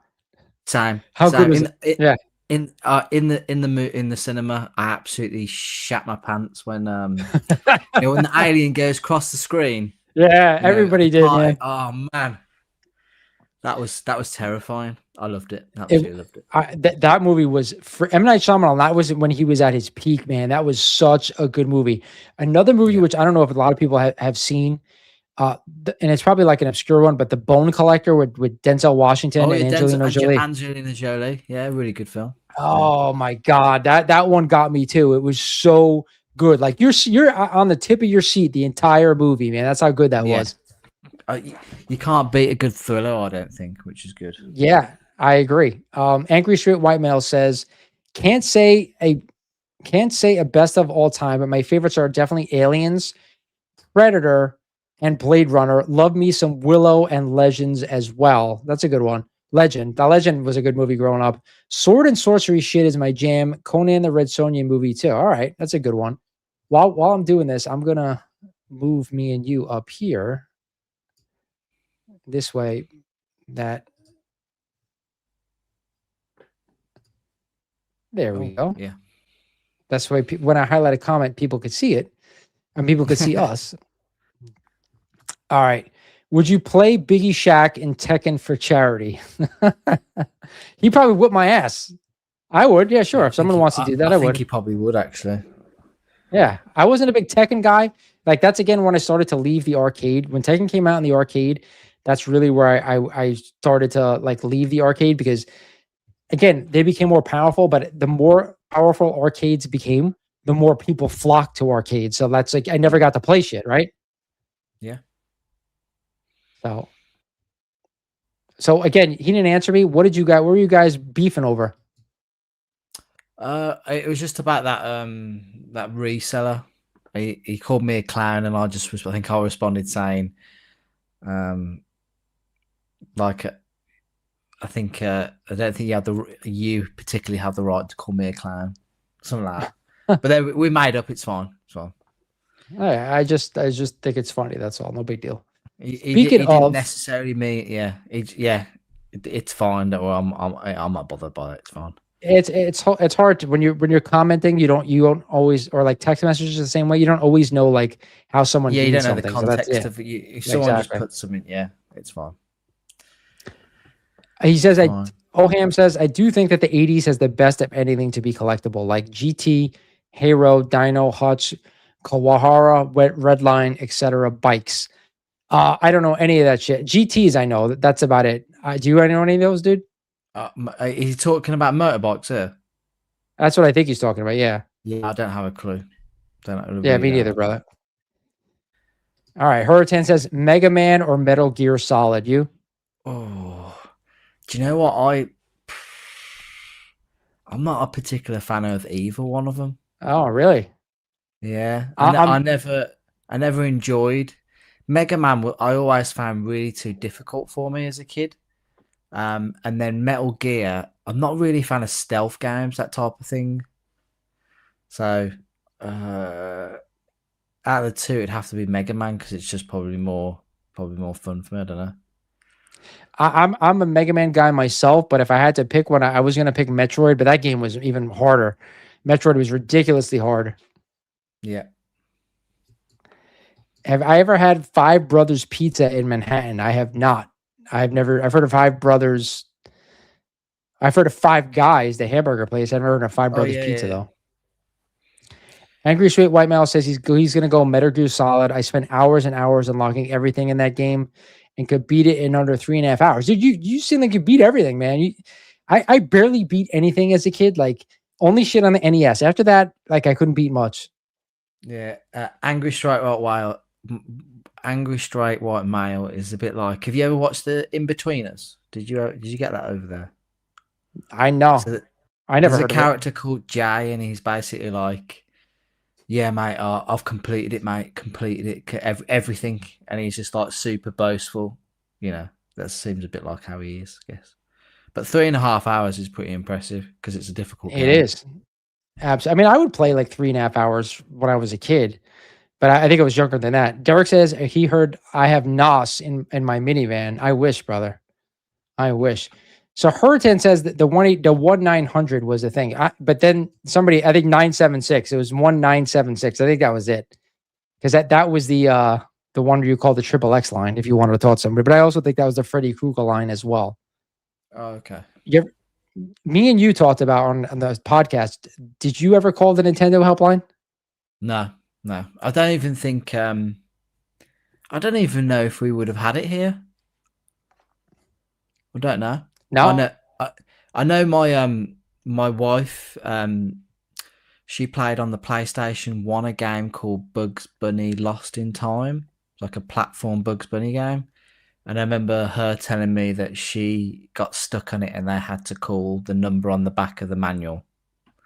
So, but I've never had to do it. Thank God for the internet these days. I'll just watch somebody do it on YouTube and then I just do it myself now. You know what's funny? You remember like the not the manuals that came with the games, but they would put out like a strategy guide when games came out.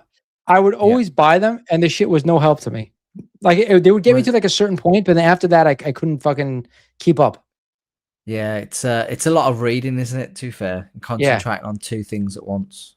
Yeah, exactly. You'd have to pause the game, look at it, and be like, "What the hell is going on?" And then try to do it, and then it was just too much for me. I couldn't do it. That's why I stuck to a lot of like after the NES, I stuck to a lot of freaking sports games because there was no looking in manuals and try to beat shit.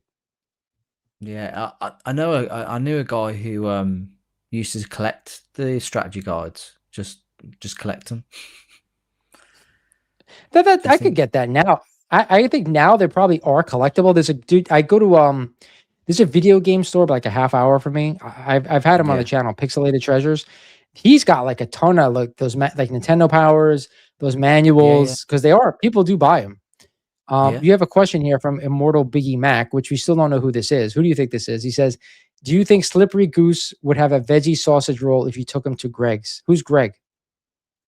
Who's Greg? Well, Greg's is a Oh, British institution. It's basically like it's like a sandwich shop, like, but they're everywhere. That in every high street, every shopping centre, and they're most known for their sausage roll, which is like sausage meat wrapped in a pastry. Um, and yeah, I don't know if you'd like the veggie sausage roll. I don't know. I well, they pretty much taste the same now, I think. well, the Immortal Biggie Mac asked you that, and then you have the Immortal Biggie Sheik asking you, "Do you know Slippery Goose got an FF1 now and a 1.8? He says it has taken him to a different astral plane." That's why I like this. I think this is the same person. Probably, yeah. There is a lot of talk of Sticky Goose in the chat tonight. That's why I don't think it's him. There's no way I think it's him. I think this is somebody else. Show yourself. Come on. Murph, what's going on, brother? Evening, fellas. How you doing, man? One of my favorite times with Sticky was when we had that live with Gem Mint, and it was just like super, like crazy. It was fun. I don't remember that one. What happened? So it was. I think he was like he invited me on because he was like super nervous about going live, and so we were just shooting the shit, and then Gem Mint was in the chat, and then we sent him the link, and he jumped on, and we just hung out for a couple of hours. And Gem got drunk and kept going to the toilet. Yeah, it was really funny. That sounds like a fun. Song. It was good, yeah. Dirk says he was a big Tron fan, so a lot of people I know love Tron. I just couldn't get into the games, even though it was a simple game. I just couldn't for some reason. I don't know. Either they didn't have a Tron machine by me and never played the game. So I'm never into Tron either. But it has like a really like a cult following, and yeah, Arcade One Up made one too. That was just really really nice cabinet, but like to me was never into it. But I think a lot of people were.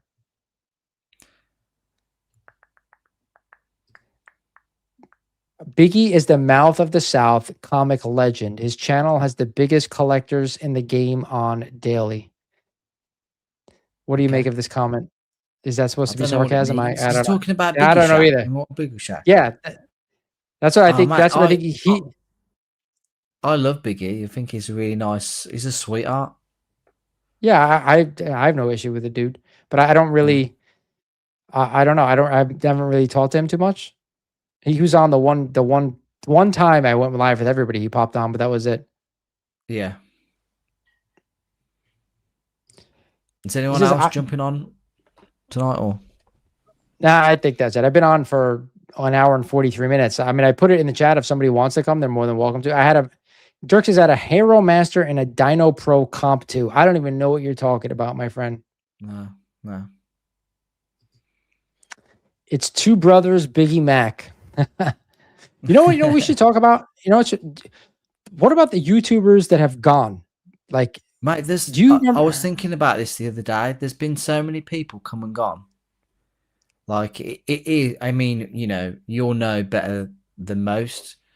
It is hard.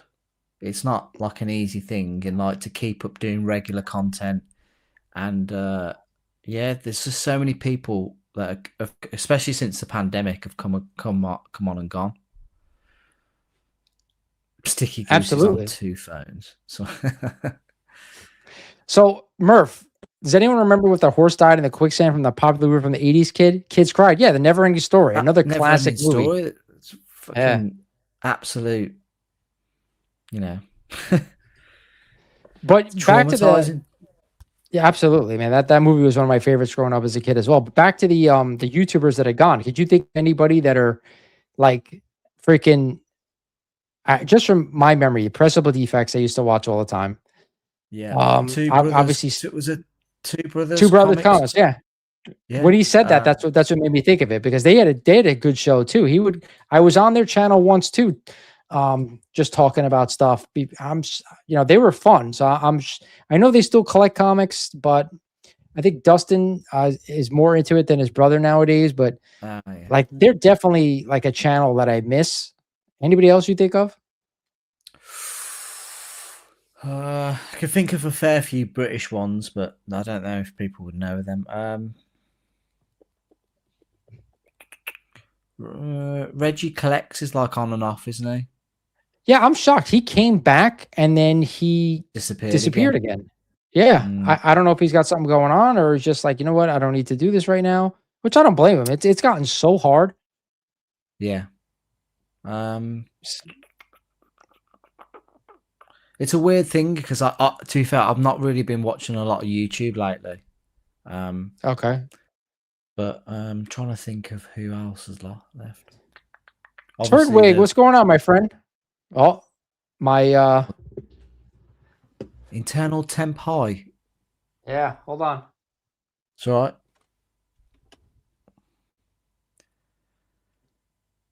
Pena's Comics from the UK says amazing Murphinator. Darth Lopez, he's left. Has Darth left? I know you mentioned earlier he's got another YouTube channel. You outside, bud? So, my camera is overheating. I actually bought a fan that goes over the camera, a fan that goes behind the camera, because this happened before, but I've been doing this for a lot and I guess it's hot in here. So if it goes out again, I have to end the stream. So I'm just giving you a heads up. Yeah, that's fine, but that's fine. Yeah. Turtwig, I'm sorry, man. I just wanted to say hello to you because you are a channel member. How you doing, brother? Thanks for joining us tonight. Again, we've been live for a bit. Tomb Raider is a game that he loved. PS1, the best ever. Yeah, it was good, to be fair. Which one was the one where you started off in the mansion? Was it Tomb Raider 1 or 2? I don't remember. I remember that's the PlayStation 1 was the first time I became familiar with that game, and I did not have a PlayStation 1. I remember me and you talked about that. I didn't have a PS1. I had to wait for the PS2.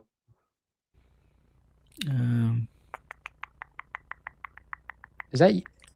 That's me. Sorry, yeah, it's just me. It's a tick. No, I was like, what the hell is that? Can I share with you? Can I share this thumbnail that I've done? Go ahead. How do I do that though? Let me see. I think I've got to select it, and it'll pop up for approval from you. Let me just find out. Okay. I've never done that before. 58.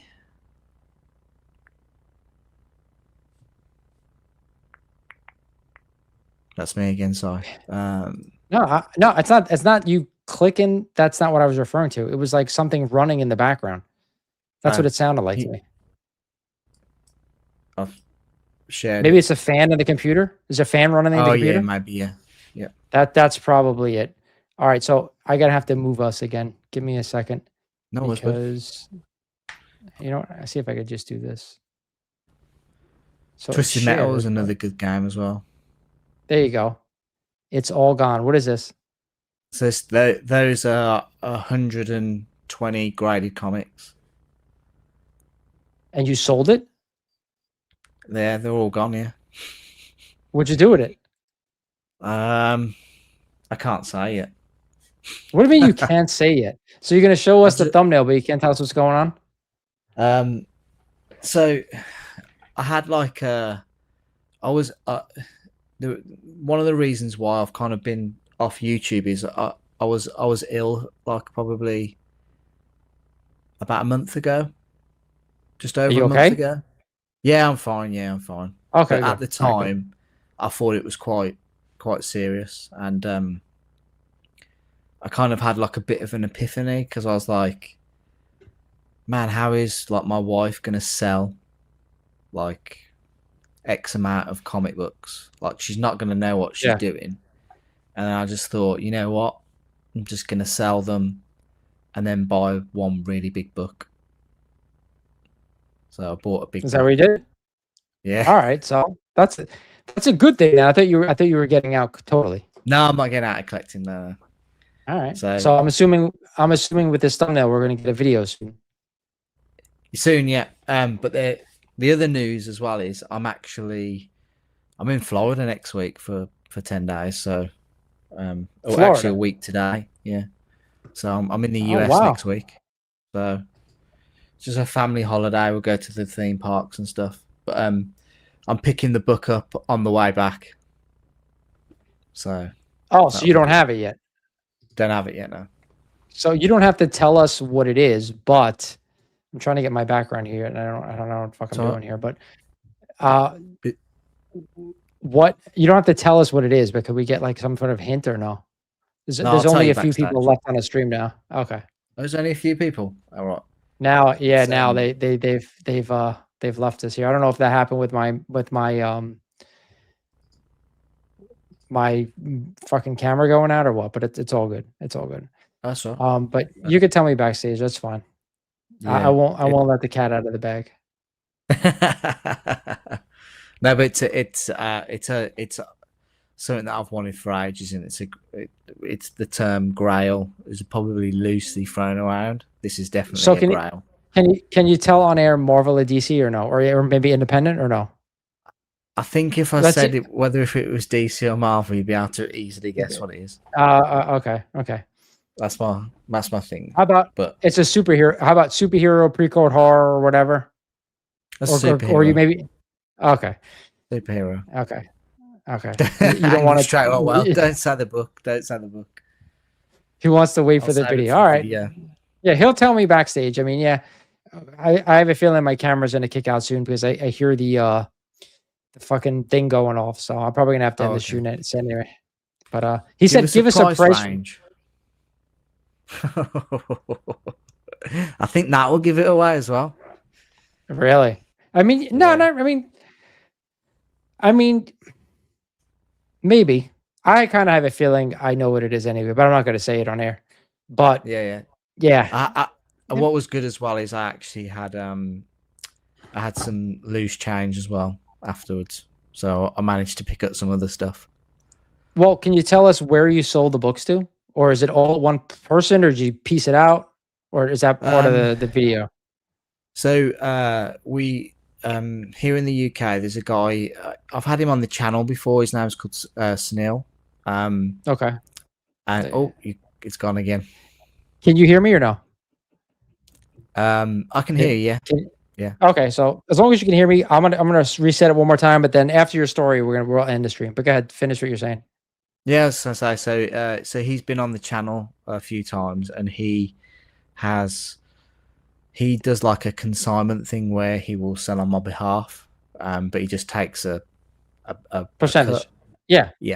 And so basically for the past month or so, he's just been he's got like a spreadsheet where he's got every single serial number, like a certain number for each book, how much he's put it up for sale, how much he sold it for in the end. And I've been obsessed with checking the spreadsheet to see how much like the money's going up.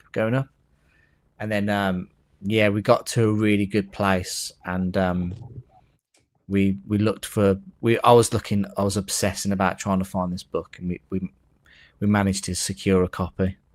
So it's good. That's awesome, brother. That's awesome. So if nobody could see me, my cat. Dad. I was saying I'm purposely not collecting it until I get back off holiday. Oh, well, listen, when you get it, I'm looking forward to the video now. There was a lot of guesses in the stream, but I don't even want to read them because I don't want to give anything away. But there you go. You can see like fine. It's definitely not a what was a Batman 1? No, it's not a Batman 1. What's the other one? AF-15? No. I'll tell you backstage. Okay. Yeah. All right. I'm gonna end the stream only because my camera has gone out because it's overheated. I actually have a fan, but it's out of battery, so I have to recharge that next time I do a fucking live stream. But regardless, brother, thank you for joining me for a little bit, and I want to thank everybody on the stream tonight for just hanging with me. This was your stream. You guys asked me to do it, so I'm hopefully you guys had fun, and we'll be back next week. And remember, anybody who's still listening, we're something big is coming, so just wait. Good night, guys. See ya.